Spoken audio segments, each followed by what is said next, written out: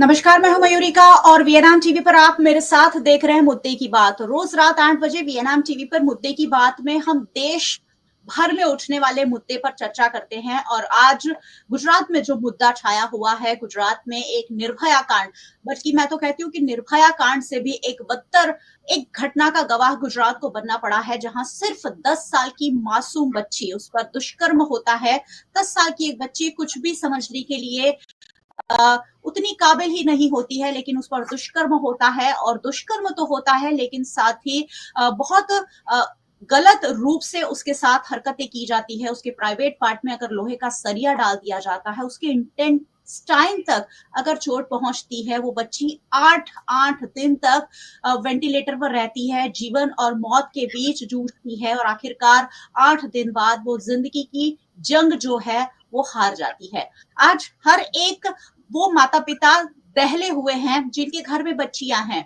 बच्ची जब पैदा होती है, उसे हाथ में लेते ही शायद अब माता पिता को एक डर सताने लगेगा कि इस बच्ची की सुरक्षा का क्या। मैं बात भी कर रही हूं तो मेरे गूज बम्स आ रहे हैं, लेकिन कुछ असामाजिक लोग शायद इन सारी चीजों से परे हैं। शायद बच्चियां उनके लिए कोई मायने नहीं रखती है। महिला सुरक्षा तो बहुत बड़ा मुद्दा है ही, लेकिन छोटी छोटी बच्चियों के साथ अगर इस तरह के घिनौनी हरकतें होने लगेगी तो देश कहां जाएगा, हमारा राज्य कहां जाएगा, हमारा समाज कहां जाएगा। आज कोई सियासी बात नहीं होगी, आज किसी पर दोषारोपण नहीं होगा। आज हम सब अपने आप को कटघरे में खड़ा करेंगे और एक हेल्थी समाज का निर्माण करने की अब बहुत ज्यादा जरूरत जब आन पड़ी है, तो हम सब मिलकर चर्चा करेंगे कि आखिरकार एक हेल्थी समाज का निर्माण कैसे किया जा सकता है। आज मेरे साथ चर्चा में मैंने सिर्फ महिलाओं को जोड़ा है, क्योंकि जिस टची लेवल के साथ महिलाएं इस पूरे मामले के साथ जुड़ सकती है, शायद पुरुषों के लिए इतना आसान ना हो, लेकिन महिला बहुत ज्यादा अपने बच्चे के लिए हमेशा कंसर्न रहती है, और खासकर अपनी बच्चियों के लिए। ऐसे में कुछ खास महिलाओं को मैंने मेरे साथ जोड़ा है और हम बातचीत करेंगे आखिरकार किस तरह हेल्दी समाज का निर्माण हम सबके लिए संभव हो पाएगा, क्योंकि जो आरोपी है वो भी कहीं ना कहीं हमारे ही समाज से बिलोंग करते हैं। चलिए, हमारे साथ चर्चा में कुछ खास महिलाएं जुड़ी हैं। हमारे साथ भारतीय जनता पार्टी से पारुल पटेल जी जुड़ी हैं। पारुल जी, बहुत बहुत स्वागत है चर्चा में आपका। Thank you. हमारे साथ सोशल वर्कर के रूप में मीनाक्षी जोशी जी जुड़ी हैं। मीनाक्षी जी, आपका भी बहुत बहुत स्वागत है। धन्यवाद। और हमारे साथ सीनियर जर्नलिस्ट रीना ब्रह्मभट्ट जुड़ी हुई हैं। रीना जी, चर्चा में आपका भी स्वागत है। धन्यवाद। आज मुझे पता है कि हम सबका मन थोड़ा सा विचलित जरूर होगा। हम सब कोई अपने रूटीन में व्यस्त है, लेकिन बैक ऑफ द माइंड ये जो घटना है, 8 दिन से हम तो वडोदरा में ही ऑपरेट करते हैं, और वडोदरा में ही ये घटना हुई है, तो बहुत ज्यादा कनेक्शन महसूस होता है। और न सिर्फ वडोदरा, कहीं भी अगर बच्ची के साथ इस तरह की घिनौनी वारदात होती है, तो अपने आप में एक दुख होना लाजमी है। क्या कहेंगे? सबसे पहले मैं 2-2 मिनट आप सबकी प्रतिक्रिया ले लेती हूँ, और फिर इस संजीदा मुद्दे को आगे बढ़ाएंगे। हमारे साथ मीनाक्षी जी हैं। मीनाक्षी जी, समाज में जब ऐसी कोई घटना होती है, क्या कहेंगे आप? ऐसी घटनाएं ना हो उसके लिए हमें सोचना चाहिए, हमें काम करना चाहिए। हमारी संवेदना उनके परिवारजनों के साथ है और हमारा जो महिला संगठन है वो तो आज श्रद्धांजलि कार्यक्रम भी कर रहा है वहाँ पे बड़ौदा में। और कल हमारे साथी हॉस्पिटल में भी गए थे। पहले भी वो हॉस्पिटल में परिवारजनों को मिल के आए थे, बच्ची को नहीं मिल पाए थे क्योंकि आईसीयू में थे।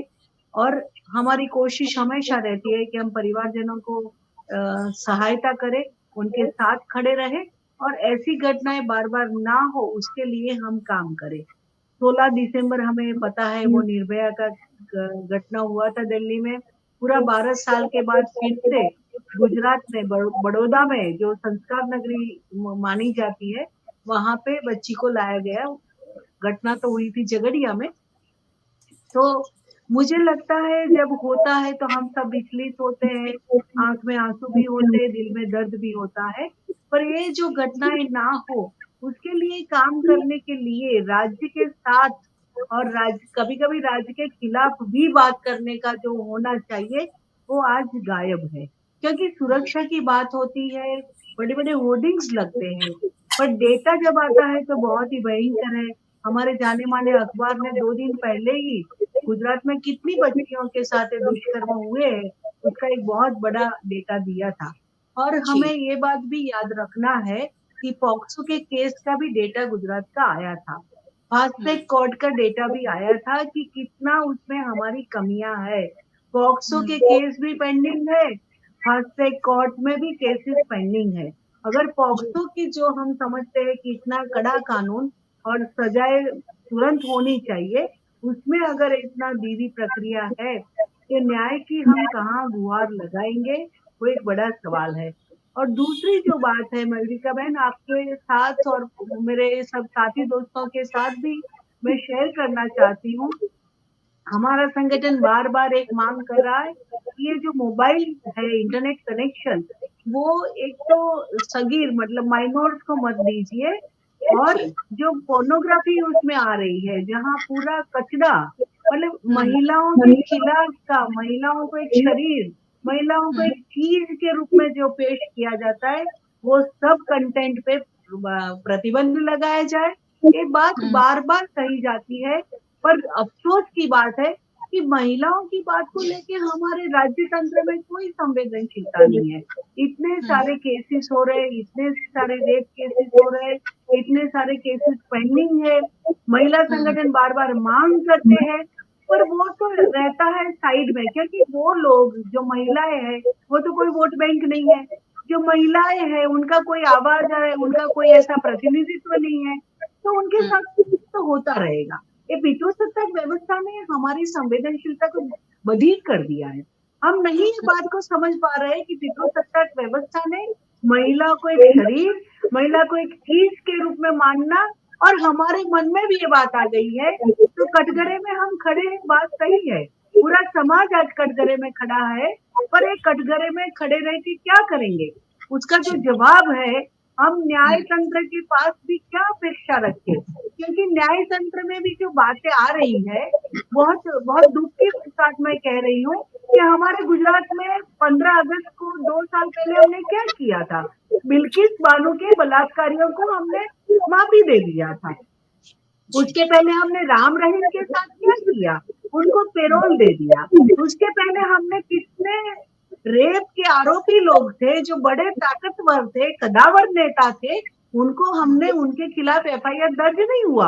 हमारे गुजरात के चुने हुए एमएलए के खिलाफ एक एफआईआर दर्ज करवाने के लिए एक महिला को गुजरात हाई कोर्ट में जाना पड़ा। तो आप हुँ, सोचिए हम क्या किससे, समाज कटघरे में है, बात सही है, पर साथ में हमारा राज्य तंत्र और हमारा न्याय तंत्र भी कटघरे में है। वो बात को जी, पूरा समाज कटघरे में, उसमें वो लोग भी हिस्सा है। पर हुँ, अगर एक महिला को गुजरात हाई कोर्ट को अप्रोच करना पड़ता है रेप का एफआईआर दर्ज करवाने के लिए, तो आप जी, सोचिए। और पुलिस ने तो उनको क्लीन चिट दे दिया। गुजरात हाई जी, कोर्ट ने बड़ा मार्मिक कमेंट किया था कि आपने हुँ, एफआईआर ही दर्ज नहीं किया, इन्वेस्टिगेशन किसके आधार पे किया, ताकि आप जी, क्लीन चिट दे रहे हैं। उससे पहले हुँ, बड़े उद्योगपति के खिलाफ भी एक हमारे फॉरेन कंट्री के जो सिटीजन महिला थी, उनको एफआईआर करवाने में दिक्कत हुई, वो भी गुजरात हाई कोर्ट गए। तो ये जी, गुजरात का जो माहौल है, तो हुँ, गुजरात की निर्भया ने आज जो बलिदान दिया बच्ची ने, क्या उससे हम बलात्कार के किस्से को खत्म कर दे पाएंगे? अगर कर हुँ, सकते हैं तो उनको श्रद्धांजलि, और उनको निर्भया को सही में हम उन्होंने जो बलिदान दिया उसको ये हुँ। कर पाएंगे। वरना कितने निर्भया, कितने बलिदान, वो हमारे मन में एक बहुत बड़ा आहत करने वाला सवाल है।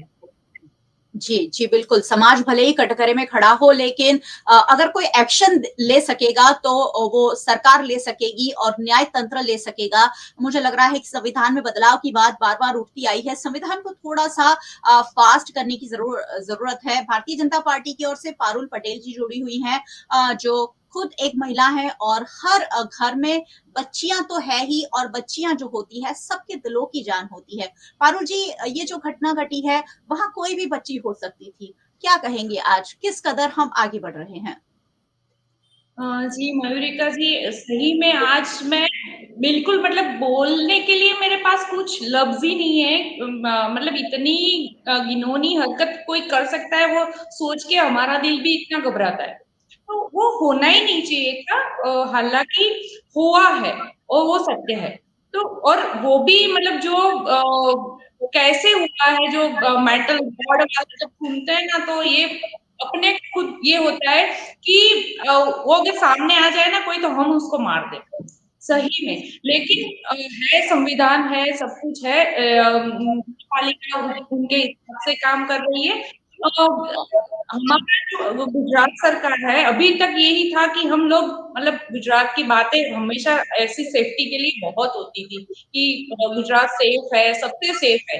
हालांकि और स्टेट से सेफ है, लेकिन फिर भी ये घटना नहीं होनी चाहिए थी और हुई है। लेकिन हमारे भूपेंद्र पटेल की सरकार और हमारे हर्ष भाई संघवी जी दोनों उस पे बहुत अच्छे से काम कर रहे हैं और फास्ट ट्रैक में इस केस को डाल भी दिया है। 6 घंटे में आरोपी को पकड़ भी लिया है और उनको सजा ऐसी होनी चाहिए कि वो होगी, फांसी होकर रहेगी। लेकिन मैं खुद एक फीमेल होने के नाते मैं ये चाहती हूँ कि फांसी, हालांकि संविधान में नहीं है प्रावधान, लेकिन अगर खुलेआम सरेआम अगर उसको फांसी होती है ना, तो उसका एक उदाहरण बैठेगा। तो जरूरी ऐसी है कि अपनी न्याय संहिता में भी थोड़ा बदलाव आ जाए। अगर वो होए तो बहुत ज्यादा अच्छा है। बाकी जो भी सरकार है अपना काम कर रही है, लेकिन वो बेटी जैसे फूल जैसी बेटी थी। अभी उसकी क्या गलती थी, उसके पेरेंट्स का अभी सिचुएशन कैसा होगा, वो सोच के ही हमारे रोंगटे खड़े हो जाते हैं कि अगर वो अपनी भी बेटी हो सकती थी यार, अपने गुजरात की बेटी है, अपने देश की बेटी है, चाहे विश्व की अपनी बेटी है। तो वो जो अभी मैं बोल रही हूँ ना, तो आप देखो कि मेरे गूज़बम्प खड़े हो गए। तो बहुत ही गलती हुआ है, हालांकि नहीं होना चाहिए था। लेकिन एक और भी बात मैं आपके द्वारा दर्शक मित्रों को बताना चाहती हूँ कि अगर मतलब देखो, इसके पहले 1 महीने पहले इसके साथ दुष्कर्म किया गया था ये बेटी के, तब उनके पेरेंट्स को पता भी चला, तो फिर उन्होंने एफआईआर क्यों नहीं की? हमें सबको अलर्ट रहना चाहिए। अगर ऐसा कुछ होता है तो ये नहीं है कि भाई सोशल हमारा खराब दिखेगा या कुछ भी, मतलब इसमें क्या है, अगर आप नहीं आवाज उठाओगे तभी जाके इसने दोबारा ये चांस लिया ना, और अपनी बेटी हाथ से गई। उसी टाइम पे अगर एफआईआर करवा देते तो एटलीस्ट अपनी बच्ची अपने पास होती और भी ये नहीं होता। और भी जब मयूरिका जी, आपने बहुत अच्छा किया कि हम यहाँ पर डिबेट्स यानी कि हेल्दी डिस्कशन करने इकट्ठे हुए, ताकि मैं एक दो चीज और भी बोलना चाहूंगी कि जब हम बच्चियों के पेरेंट्स को ही क्यों बोले, मैं एक बेटी की माँ हूँ, बच्ची नहीं है मेरी, बेटी नहीं है, लेकिन बेटे की माँ हूँ, फिर भी हम छोटा था तब से हम बोलते आए हैं उसको कि कोई भी फीमेल है उसका रिस्पेक्ट कैसे करते हैं ये वो। और घर में जब अपने हस्बैंड अपना रिस्पेक्ट करते हैं, अपनी मदर अपना फादर अपनी मदर का रिस्पेक्ट करते हैं, तो वो अपने आप ऑटोमेटिक वो जीन्स में आता है, दिखता है, और वही जाके वो बेटा भी यही करेगा। तो ये थोड़े अपने को पेरेंटिंग पे भी फोकस करना है कि अपने बेटे को संस्कार, अच्छे संस्कार दिए जाए। बेटी को घर में रख के कोई फायदा नहीं है, बेटी बाहर तो जाएगी ना। ऐसे नहीं है कि बेटी को रूम में कैद करके रखो, लेकिन अपने बेटे को संस्कार दो। और साथ में थोड़ा है कि सेल्फ डिफेंस टेक्निक सिखाया जाए, सेक्स एजुकेशन सिखाया जाए, उस पर डिस्कशन हो, और घर पे भी नॉर्मल में डिस्कशन हो। जरूरी नहीं हम उसको टैबू मानते हैं और हम उसको बात नहीं करते हैं, वो गलत है ना। अगर बेटी है बेटा है तो उसके रूटीन में जब बैठते हैं हम नॉर्मल खाने पीने की बात करते हैं, ऐसे ये भी बात होनी चाहिए हर घर में, ताकि वो टैबू नहीं रहेगा, क्यूरियोसिटी नहीं रहेगी। क्यूरियोसिटी, हर क्यूरियोसिटी का एंड बहुत खराब ही होता है। तो जब क्यूरियोसिटी नहीं रहेगी, अपने आप मतलब कुछ भी होगा तो बच्चा पूछ पाएगा अपने को। और अगर कुछ गलत भी हो रहा है, बैड टच गुड टच अभी स्कूल में सिखाया जा रहा है कि जो जूनियर केजी सीनियर केजी में, लेकिन वो घर आके अगर उसको पता भी चला कि ये बैड टच है, लेकिन इतनी कंफर्टेबल नहीं होगी बेटी कि वो पेरेंट्स से अगर डरती है ना, तो वो नहीं बोल पाएगी। लेकिन अगर फ्रेंकली एनवायरनमेंट घर का रहेगा, तो वो डेफिनेटली बताएगी कि मम्मी आज मेरे साथ ऐसा किसी ने किया। तो आप तुरंत ही उसको रोक पाओगे। तो ये बहुत ज़रूरी है। एक अलर्ट रहने की भी ज़रूरत है जहाँ इस केस में भी अलर्टनेस का आपको दिखा कि अलर्ट नहीं पता था फिर भी आपने छोड़ दिया वो एंगल, नहीं छोड़ना चाहिए था। जी, बिल्कुल। और बाकी तो देखो सोशल मीडिया का जो मीनाक्षी बहन ने बोला ना वो एकदम सही है कि पोर्नोग्राफी को तो बैन करना ही चाहिए। मैं खुद सीएम साहब को मिल के मैं खुद बोलूंगी कि इसको यहाँ गुजरात में तो एटलीस्ट बैन कर दो, हम्म। एटलीस्ट कहीं तो कुछ हो, क्योंकि ऐसा होगा तभी तो हैवानियत अंदर दिमाग में विकृति देखो कितनी हद तक मतलब पन रही है ना, जी, वो बिल्कुल। नहीं एटलीस्ट।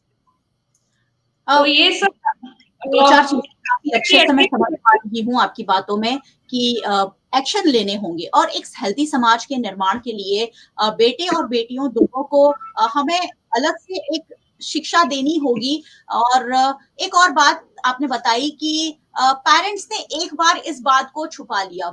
ये तो ऐसे दुष्कर्म हैं जो लोगों के सामने आए हैं। उससे हज़ारों दुष्कर्म ऐसे होते हैं जो परिवार में होते हैं, परिवार के आस-पास होते हैं, जो कभी उजागर नहीं होते हैं और ऐसे में बहुत मुश्किल है कि समाज में ये सारी जो चीजें हो रही हैं उसे हम रोकें।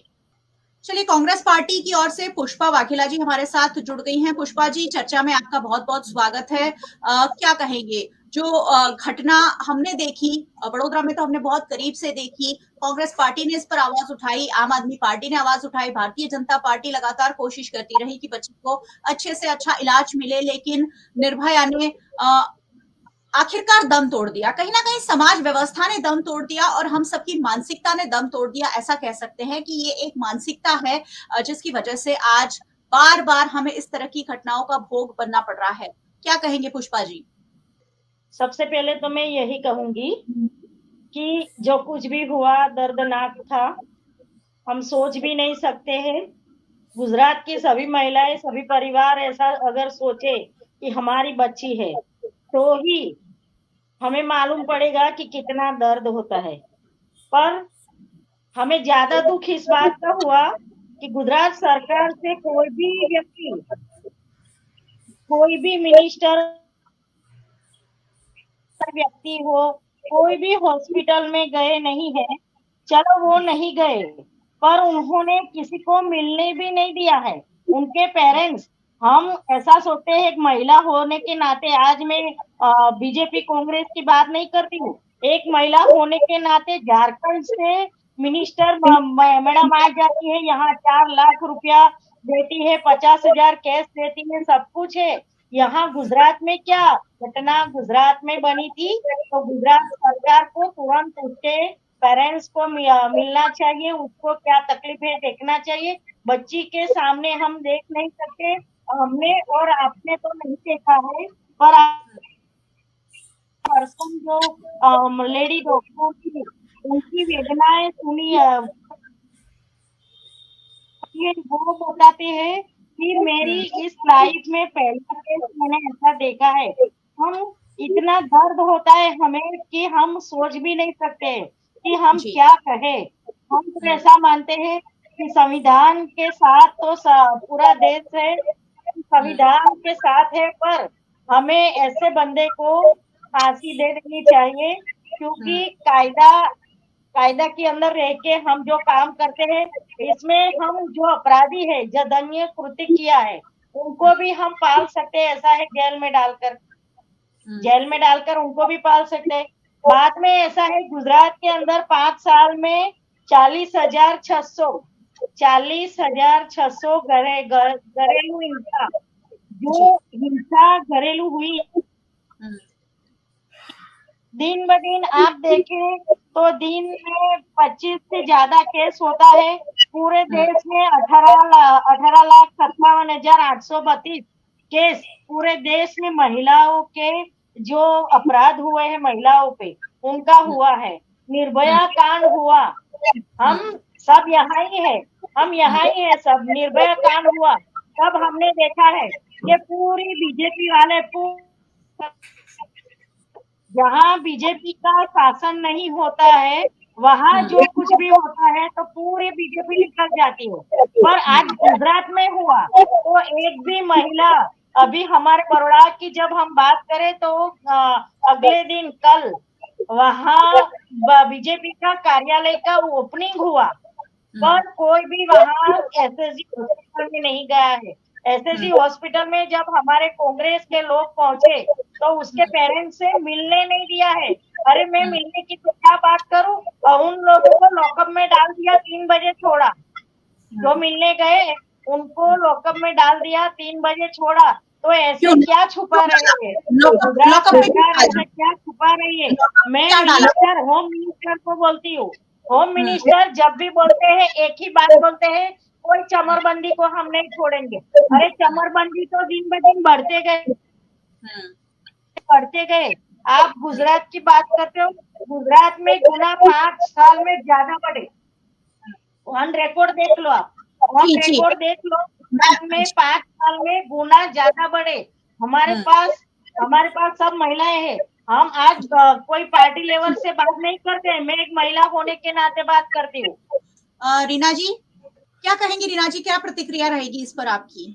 सबसे पहली बात, ये जो घटना घटी वो संसार तो करती है गुजरात को, लेकिन दर्दनाक भी इतनी है और सुनकर ही व्यथा इतनी होती है कि सच में कल रात को जब मैंने मैसेज पढ़ा कि भाई उन्हें लड़की ने दम तोड़ दिया, तब बहुत व्यथा हुई, इतनी दर्द की टीस उठी कि भाई आखिरकार निर्भया अभय बन गई, क्योंकि उसने गुजरात को अलविदा बोल दिया। मुझे ऐसा लगता है, क्योंकि गुजरात का नाम मैं इसलिए ले रही हूँ मयूरिका जी, तो गुजरात एक सेफेस्ट स्टेट था अब तक की मैं बात कर रही हूँ। लेकिन अभी जो हादसे बन रहे हैं, जो अभी घटनाएं घट रही है, उससे तो ये लगती नहीं कि सेफेस्ट जो स्टेट है उसका दर्जा उसको भी बरकरार रहेगा कि नहीं रहेगा। क्योंकि आप देखो कैसी कैसी वारदातें हो रही है, इसको वारदात बोल सकते हो आप, क्योंकि घटनाएं अलग होती है, वारदातें अलग होती है, सब कुछ में बहुत फर्क होता है। तो ये जो वारदातें हो रही है, देखो आप कि कितनी बोल सकते हैं बेदर्द घटना है ये, कि रोड डाल दिया, उसकी आंतें तोड़ डाली, जैसे सेम निर्भया के साथ हुआ था। तो इसमें एक बात ये है कि आप सबने जो बात की वो मैंने सुनी, लेकिन इसमें ऐसा है कि कितने भी आप कायदे बना डालोगे कोई फायदा नहीं है, क्योंकि ये जो स्लम जो खास करके जो स्लम क्लास है, देखो आप तो उसके जाके आप कुछ ना, मोस्टली उनको कायदे के बारे में कुछ पता होता नहीं, ना पुलिस का, ना कायदा का, ना उसको कोई खौफ होता है। दिल्ली के हादसे की बात की जाए तो उनको भी ये नहीं पता होता है कि क्या है, क्या प्रोविजन है, क्या पोक्सो कायदा है, क्या होगा, ऐसा कोई मालूम नहीं होता है, वो लोग सोचते नहीं है, तो हो जाता है। मतलब कि आप कितने भी स्ट्रॉन्ग कायदे बना भी डालोगे तो भी उन पर कोई असर होने वाले नहीं है। और ये जो केस है वो मेंटल केस होते हैं, जिसमें देखो आप मोस्टली विकृत लोग होते हैं, क्योंकि आप लोग साधारण लोग नहीं करते। दूसरी बात मैं आपको बताऊं, हमारे आसपास या आपके पास आप देख लेना कि जो क्लास है उसमें मोस्टली ऐसा नहीं होता है, छुट्टी जगह थोड़ा बहुत होता होगा, लेकिन इतना नहीं होता है घिनौना। ये घिनौनी घटना है बिल्कुल। तो ये निर्लजता बोल सकते हैं, घिनौनी घटना जो है, इसको आप साइकोपैथ बोल सकते हो। ये जो आती है वो तो कौन से आती है वो बिल्कुल बात नहीं सही, क्योंकि पोर्नोग्राफी अभी दुकान बन गई है कमाने की। तो हर जगह आप देखो कि उसका फैलावा इतना है, उसका नेटवर्क इतना है कि हर जगह अवेलेबल है, हर जगह, हर तरह, भाषा में देखो, ऑडियो में देखो, वीडियो में देखो, फोटो में, सब जगह अवेलेबल है, उसकी अवेलेबिलिटी इतनी है। तो बात है कि जब वो फ्री होते हैं तो देखते हैं, फिर कहीं भी आगे भर जाती है तो जो भी शिकार मिलता है उनके पर टूट पड़ते हैं। लेकिन अभी जो घटना हुई है उसमें मयूरिका जी सोचने वाली बात ये है कि निर्भया के बाद आप देखो उसके पहले ऐसे हादसे नहीं होते थे, कम होते थे। मतलब रेप तो होते ही है सदियों से, चीजों को चीज समझ आ जाता है, लेकिन जो रेप डेथ ऐसी घटनाएं पहले कम थी।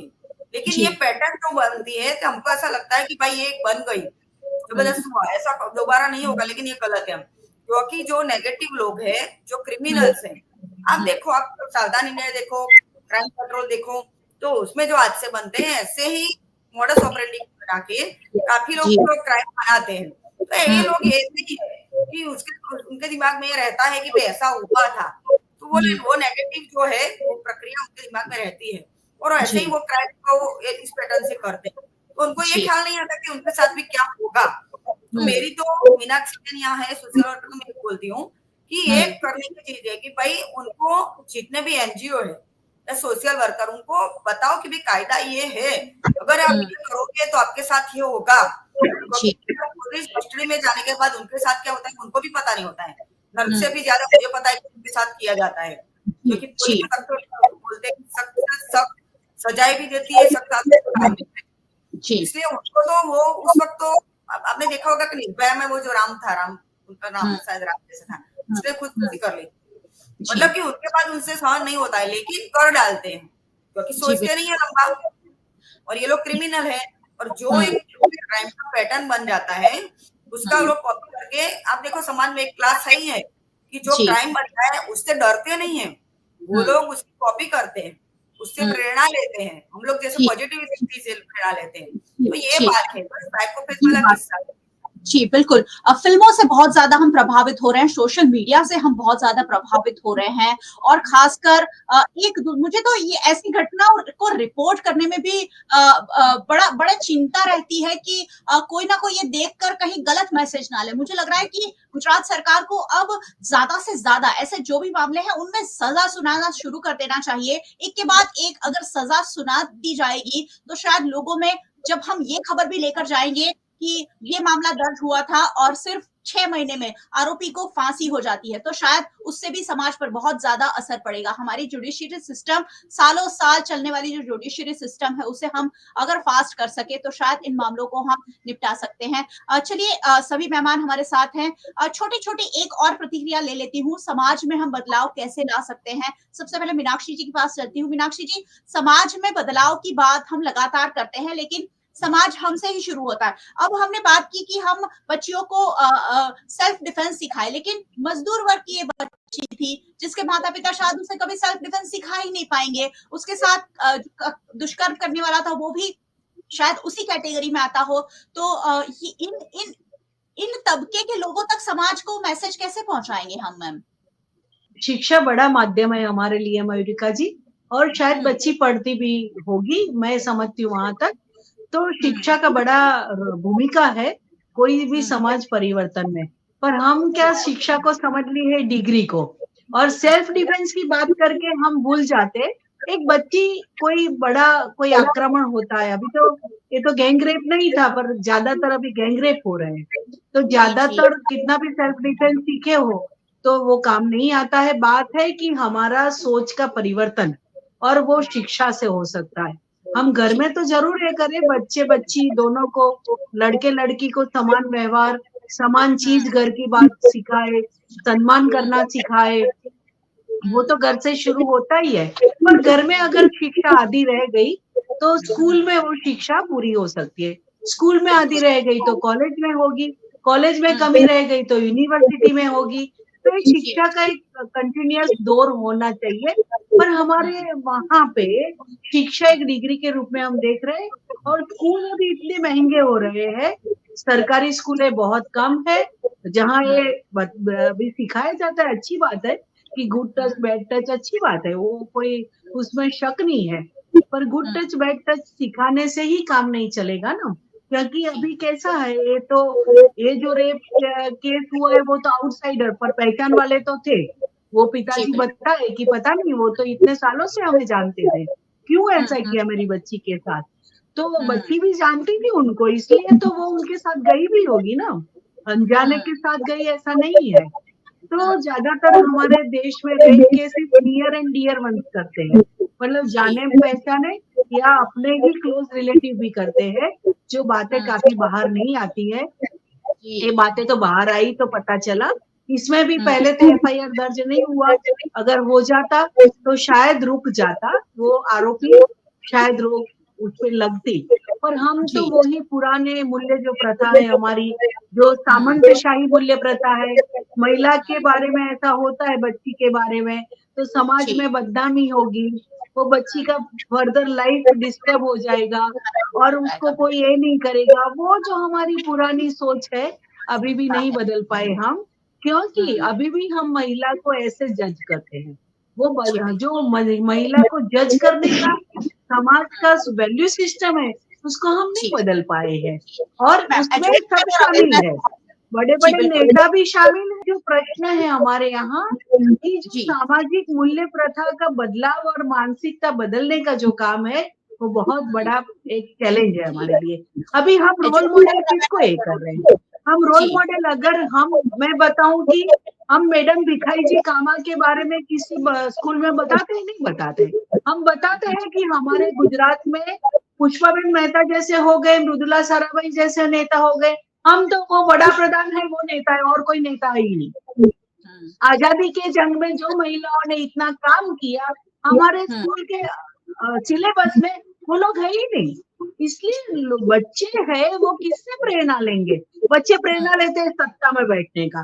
सत्ता में जी, जो बैठेगा, झूठ सही, वो सही है। वो कोई अत्याचार करेगा, फिर भी वो सही है। तो ये जी। जो संदेश हम दे रहे हैं, वो बहुत हुँ, खतरनाक है। हम स्कूल चलिए। कॉलेज जी, के मैम। सिलेबस को अगर बदलेंगे नहीं और हम जी। ऐसे लोगों को मनाएंगे नहीं, याद नहीं हुँ, करेंगे, तो बच्चियों जी, में भी हिम्मत नहीं आएगी, माता-पिता जी। में भी हिम्मत नहीं आएगी और मानसिकता बदलेगी भी नहीं। एक बहुत बड़ा चलिए। चैलेंज है। हम पॉलिटिकल हमारे अलग मत है उसको भूल जाए, पर समाज जी। को अगर बचाना है, तो हमें एक नई मूल्य प्रथा के लिए मुहिम के रूप में काम करना बिल्कुल, पड़ेगा, साथ में रह के।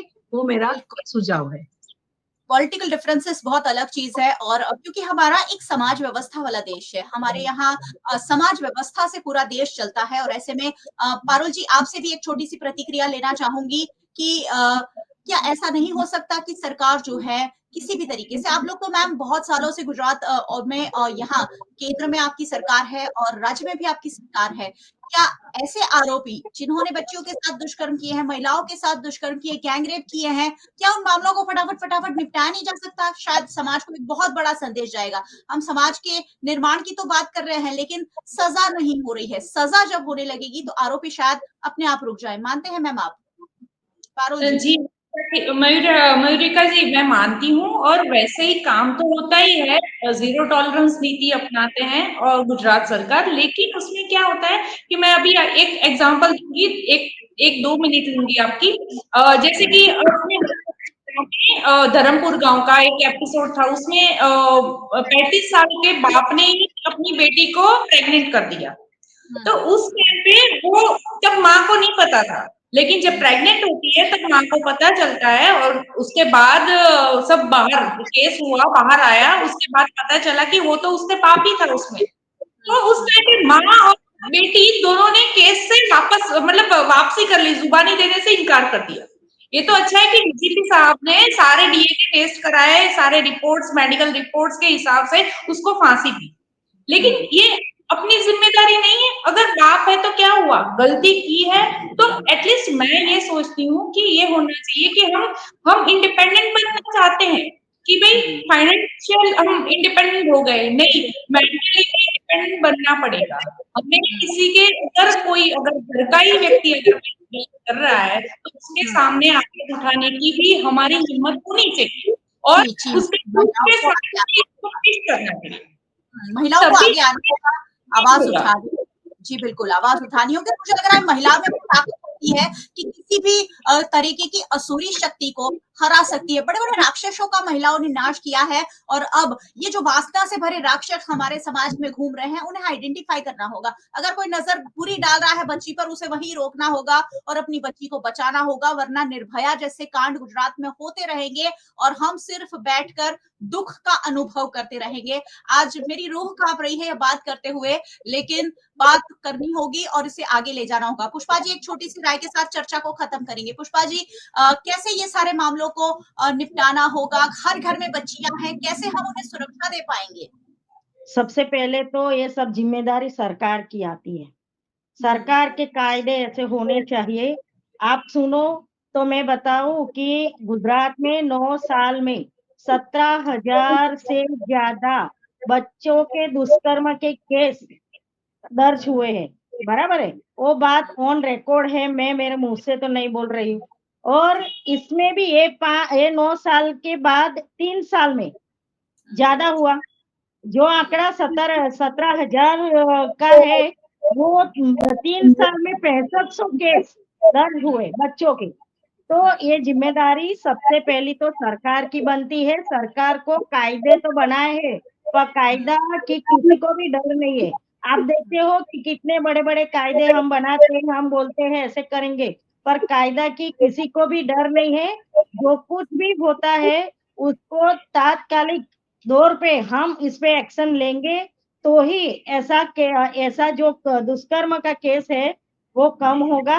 बाकी ये सब हम 5 दिन बात करेंगे, 10 दिन दुःख जताएँगे, बाद में सब भूल जाएँगे। जब निर्भया कांड दिल्ली में हुआ, तब पूरे देश में उसकी चर्चा जगाई थी। बाद में हम भूल गए थे। आज जो ये हुआ, हमें रात को नींद में भी सोचना पड़ता है, नींद भी नहीं आती है कि बच्ची ने कैसे। मैं तो ये डॉक्टर का जब निवेदन पढ़ा, तो बच्ची पानी, पानी, पानी करती थी, पर ऑपरेशन की वजह से हम उसको पानी भी नहीं पिला सकते थे। तो आप देखो कि दर्दनाक ये किस्सा है। और मैं गुजरात सरकार को भी निवेदन करती हूँ कि आप, ये दर्दनाक किस्सा है और ये बच्ची है, कहीं से भी आते हो, झारखंड से आते हो या बिहार से आते हो या कहीं से भी आते हो, अपने यहाँ आए हैं तो जिम्मेदारी अपनी बनती है। और ये जी। पहचानते थे तुरंत, किसी ने भी उसको लॉकअप में नहीं डाला है, वो लोग पहचानते थे तो उन्होंने तुरंत बताया। पर उसके साथ ऐसा व्यवहार होना चाहिए कि 100 लोग देखें तो उसको भी समझ में आए कि इस बंदे के साथ ऐसा हुआ है, सरकार ने ऐसा उनके साथ शिक्षा उसको सबक सिखाया है। तो हम नहीं कर सकते, किसी की हिम्मत नहीं बढ़ेगी। आप देख सकते हो बीच रास्ते पहले हम 3-3 बजे तक गरबे गा घूमते थे, बराबर है? अभी 12 बजे तक हमको गरबे बंद करने पड़ते हैं, क्यों? क्योंकि आप सुरक्षा का प्रश्न है और इसमें राजनीति नहीं होनी चाहिए कि ये राज्य के थे, कि वो राज्य के थे, सीमाएँ नहीं होनी चाहिए, इसमें शिक्षा होनी चाहिए और उसको सबक सिखाना चाहिए। और मैं मानती हूँ कि गुजरात सरकार की ज़िम्मेदारी है, गुजरात सरकार को इसमें कड़क से कड़क निवेदन देके और कायदे में रह के फांसी की सज़ा दो, को चाहे कुछ भी करो, पर डर ऐसा फैलाओ कि बच्चियाँ सही सलामत अपने आप को महसूस करें। अभी मैं भी मेरी बच्ची को बिना अकेली नहीं भेजूँगी, आप भी नहीं भेजेंगे, ऐसे किस्से होंगे तो माँ अपने बच्ची का आंगन नहीं छोड़ने देंगी, अपने आंगन नहीं छोड़ेंगे। एक एक तरफ गुजरात सरकार की हम बोलते हैं कि बच्चे बढ़ेंगे, बच्चे पढ़ेंगे, बेटी बचाओ, बेटी पढ़ाओ, तो अभी बेटी को तो हम बचा ही नहीं सकते हैं। 8 दिन तक बेटी कितना दुःख सहा है, कितने दुःख सहा है 8 दिन तक। हम एक क्षण भी हम नहीं सहन कर सकते। तो जी, जी। उन्होंने तो 8 दिन तक सहा है। मेरा निवेदन है गुजरात सरकार से, मुख्यमंत्री से, गृह राज्य मंत्री से कि आप इसमें पूरी तरह से ये जो अपराधी है, वो जघन्य कृत्य किया है, जहाँ का भी हो, उसको फांसी की सजा के बगैर कोई सजा मान्य नहीं लगती है।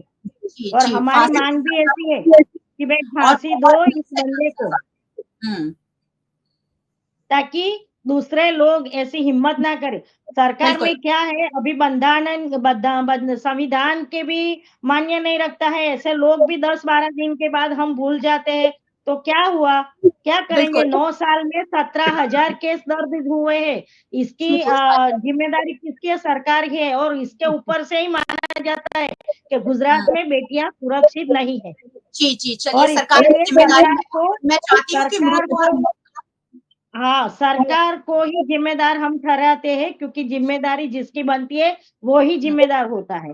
जी, मृत्यु और और मकान एक ऐसे लोगों की इंक्वायरी होनी चाहिए। कहीं-कहीं राज्य से लोग गुजरात में आते हैं, तो उसका नाम, पता, उसका यहाँ का रेसिडेंस प्रूफ है कि नहीं है, वो सब देखने की ज़िम्मेदारी भी सरकार की होती है। सुरक्षा की ज़िम्मेदारी सरकार की है और आशा सुरक्षा करते हैं की कि पूरी मृत्यु और ज़िम्मेदारी मकान सरकार की होती है। वो अपनी अपनी ज़िम्मेदारी को निभाएँगी और खासकर गृह राज्य मंत्री हर्ष संघवी शायद महिलाओं को उनसे बहुत ज़्यादा उम्मीदें हैं अपेक्षा क्योंकि वो होती है। हमेशा कह रहे हैं कि मैं किसी को नहीं छोड़ूँगा लेकिन सज़ा किसी को नहीं होती है, अरे वो भी एक उनका तो सूत्र ही है, जी, किसी चमरबंदी को नहीं छोड़ेंगे। आज भी एक भी चमरबंदी नहीं पकड़ा है, सजा ही नहीं हुई है, कोई चमरबंदी कमरबंद को नहीं हुई है। है पर तो कब फिर छूट ऐसे जाती है चमरबंदी निकलेंगे बाहर। चलता है। चलिए, सरकार की तो जिम्मेदारी है ही, समाज की भी है, हम सबकी भी है।